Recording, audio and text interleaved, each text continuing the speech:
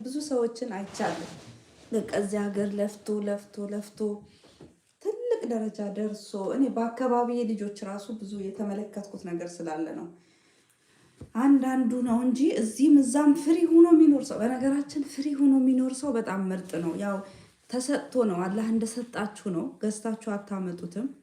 አንዳንዶቻችን እንዲሁ ላይሳካ በቃ ራሳችንን ጎተን እንዲሁ በቃ ነገ የሆነ ቦታ እንደርሳለን እያልን ምንም ህይወት ሳንኖር አገር ነው የምንሄደው።